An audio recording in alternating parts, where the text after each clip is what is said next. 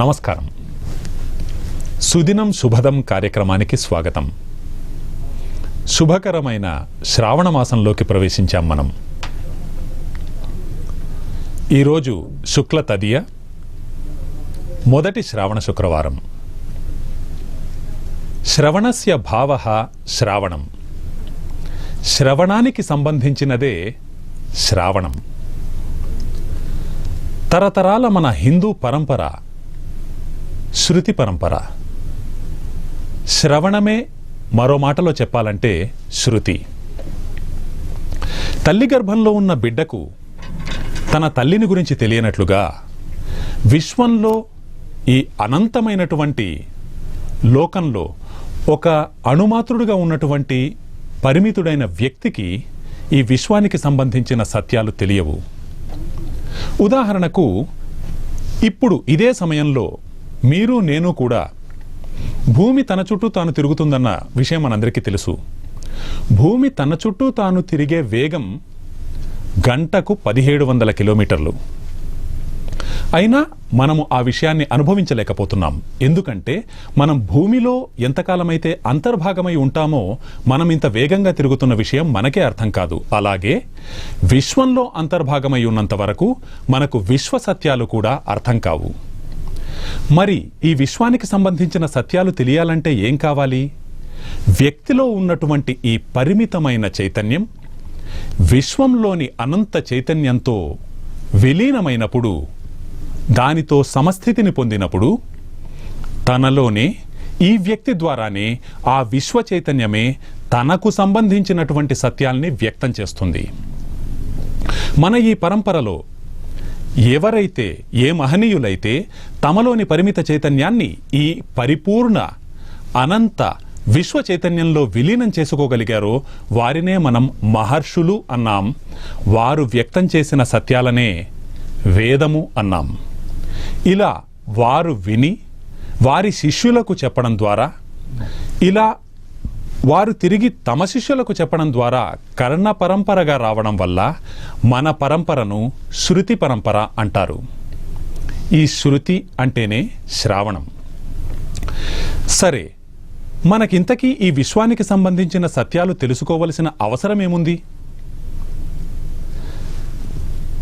ఈ ప్రశ్నకు సమాధానం ఏమిటంటే, మనం ఇప్పుడు ఒక వ్యక్తి తాను పూరిగుడిసెలో ఉంటూ తన ఇంటిలోనే, తాను ఉన్న స్థలంలోనే కొంత లోతుగా లంకెబిందెలు ఉన్నాయనుకోండి. వాటి ద్వారా తాను లబ్ధిని పొందగలడా? పొందలేడు. అదే వాటిని గురించిన జ్ఞానం తనకి లభిస్తే వాటి ద్వారా లబ్ధిని పొందగలడు. అలాగే ఈ విశ్వంలో ఉన్నటువంటి శక్తుల యొక్క, ఈ విశ్వంలో మనకు మేలు చేసేటువంటి శక్తులను గురించిన జ్ఞానం మనకు ఎప్పుడైతే కలుగుతుందో మనము వాటి ద్వారా ప్రయోజనాన్ని పొందగలుగుతాం. అలాగే ఈ విశ్వానికి కూడా మేలు చేయగలుగుతాం. అటువంటి శక్తులను గురించి పరిమితుడైన వ్యక్తి తెలుసుకోలేడు. కాబట్టే ప్రత్యక్షేణ అనుమిత్యావా యస్తు ఉపాయో నబుధ్యతే ఏనం విదంతి వేదేన తస్మాద్ వేదస్య వేదత. కాబట్టి పరిమితుడైన వ్యక్తి తన పరిమితమైనటువంటి ప్రత్యక్ష జ్ఞానం వల్ల, అనుమాన జ్ఞానం వల్ల ఏ సత్యాలనైతే తెలుసుకోలేడో అటువంటి సత్యాలను తెలియజెప్పడం వల్లనే అది వేదమైంది. అదే శృతి, అదే శ్రవణం. ఈ సత్యాలను తెలుసుకోవడం వల్ల తన కిందనే, తాను నివసిస్తున్నటువంటి భూమి లోపలి పొరల్లోనే లంకబిందెలు కలిగి తనకు కావలసిన తన సమస్యలన్నీ తీర్చగలిగేటువంటి సంపదలన్నీ కలిగి కూడా ఎలాగైతే ఒక వ్యక్తి దారిద్ర్యాన్ని అనుభవిస్తున్నాడో, ఎప్పుడైతే వాటి గురించి తెలిస్తే తన కష్టాల నుంచి బయటపడగలడో, అదేవిధంగా ఈ విశ్వశక్తులకు సంబంధించిన జ్ఞానం మనకు లభించినప్పుడు మనము ఈ విశ్వశక్తులతో అనుసంధానం కాగలం. వాటి ద్వారా మనము ప్రయోజనం పొందగలం. వాటికి, విశ్వానికి కూడా మేలు చేకూర్చగలం. ఈ రకంగా వ్యక్తి శ్రేయస్సుకి, సమాజ అభ్యుదయానికి కారణం కాగలం. భగవంతుడు అంటాడు భగవద్గీతలో, దేవాన్ భావయతానేనా తే దేవా భావయంతు వహ పరస్పరం భావయంతః శ్రేయః పరమవాప్స్యథ. కాబట్టి ఈ యజ్ఞం అనే ప్రక్రియ ద్వారా, అలాగే మనం చేసే పూజలు, వ్రతాలు, ఇటువంటి ప్రక్రియల ద్వారా మనము ఈ విశ్వశక్తులైనటువంటి దేవతలతో వారిని గౌరవించడం, తద్వారా వారు మనల్ని అనుగ్రహించడం, ఈ రకంగా పరస్పరం శ్రేయస్సును పొందండి అంటాడు. ఈ శ్రావణ మాసంలో మనము వరలక్ష్మి వ్రతం, మన తల్లులు అలాగే మంగళగౌరి వ్రతం, ఇటువంటి ఎన్నో పవిత్రమైనటువంటి వ్రతాలను ఎంతో శ్రద్ధతో ఆచరిస్తూ ఉంటారు. ఎవరి లక్ష్మీదేవి? మన సంపదలు, సౌఖ్యాలు, ధనలక్ష్మి, ధాన్యలక్ష్మి, సంతానలక్ష్మి, ఇలా మన సౌకర్యాలే, మన సౌఖ్యాలనే మనము లక్ష్మీదేవి అనుగ్రహంగా భావిస్తూ ఉన్నాం. అలాగే మన ఈ తల్లుల సౌభాగ్యము, శుభకరములన్నిటి కూడా గౌరీదేవి యొక్క అనుగ్రహంగా మనం భావిస్తూ ఉన్నాం.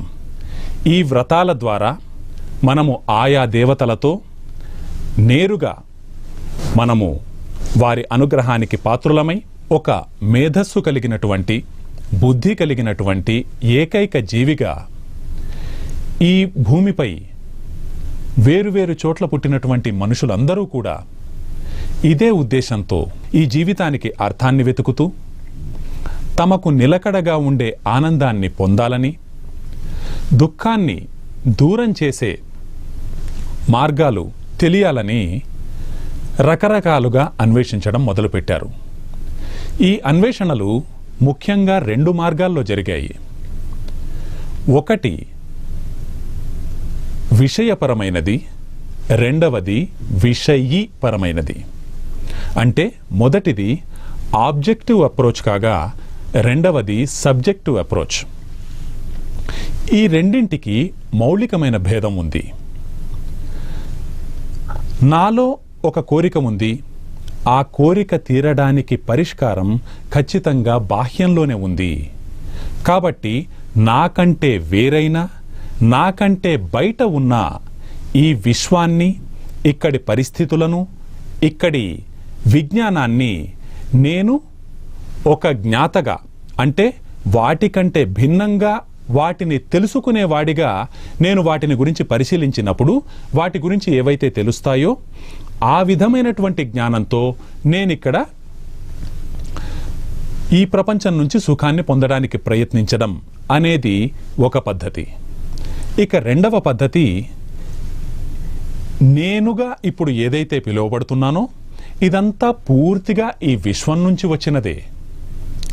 ఈ విశ్వంలోనే ఒక కణంగా ఉన్న నేను ఈ విశ్వంలో ఉన్నటువంటి సారాన్నే నాలో నింపుకుంటూ ఇంత వాడినయ్యాను. కాబట్టి ఈ విశ్వం కంటే నేను వేరు కాదు, నేను విశ్వంలోని ఒక భాగాన్నే. అణువులో కూడా, అండంలో కూడా బ్రహ్మాండం ఉన్నట్లుగా ఈ విశ్వాన్ని గురించిన సత్యాలు తెలుసుకోవాలంటే నన్ను నేను అంతర్ముఖుణ్ణై, ఈ ఒక నాకంటే బాహ్యంగా విశ్వమేదో ఉంది అన్నట్లు కాకుండా నాలో నేను పరిశీలించగలిగితే, అంతర్ముఖుణ్ణై నాలో ఉన్న సత్యాన్ని తెలుసుకోగలిగితే ఈ విశ్వానికి సంబంధించిన సత్యాలన్నీ నాకు తెలుస్తాయి అనుకునే క్రమం రెండవ క్రమం. ఈ మొదటి క్రమంలో ప్రయత్నించిన వారందరూ భౌతికవాదులయ్యారు. ఈ రెండవ క్రమంలో ప్రయత్నించిన వారు మాత్రమే మన మహర్షులు, వారు ఆధ్యాత్మికులయ్యారు. మొదటి క్రమంలో ప్రయత్నించిన వారందరూ కూడా నిరంతరం వారు పరిశీలించి ప్రకటించిన వాస్తవాల్ని మార్చుతూ వచ్చారు. కానీ ఎవరైతే ఆధ్యాత్మికంగా ఆ సనాతనమైన శాశ్వతమైన సత్యాల్ని తెలుసుకున్నారో వారు వారి జ్ఞానాన్ని శాశ్వతమైనదిగా, పరిపూర్ణమైనదిగా ప్రకటించారు. అది అన్ని దేశాలకు, అన్ని కాలాలకు వర్తించే జ్ఞానం. అదే మన శృతి పరంపర ద్వారా, మన శ్రవణ పరంపర ద్వారా మనకు అందినటువంటి వైదిక జ్ఞానం. ఇటువంటి వైదిక జ్ఞానం వికసించినటువంటి పుణ్యభూమి మన భారతావని. కనుక పూర్వ సుకృత ఫలంగా మాత్రమే మనం ఈ భారతావనిలో జన్మించగలం. ఇక్కడ పుట్టి ఈ శ్రవణ పరంపర ద్వారా మనకు అందిన జ్ఞానాన్ని సద్వినియోగం చేసుకుని మనం ఈ రకంగా పుణ్యాన్ని ప్రాప్తించాలని భగవంతుణ్ణి ప్రార్థిస్తూ, అదే నిజంగా ఈ శ్రావణ మాసాన్ని మనం సార్థకం చేసుకోవడమని తెలియజేస్తూ శుభం.